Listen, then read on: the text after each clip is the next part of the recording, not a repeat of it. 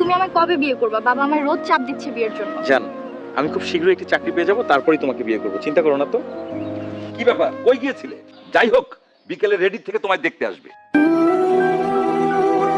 মা মরা মেয়ে আমার খুবই ভদ্র পর্দাশীল। আপনার মেয়েকে আমার ভীষণ পছন্দ হয়েছে, যত দ্রুত সম্ভব এবার বিয়েটা সেরে ফেলতে চাই। আলহামদুলিল্লাহ।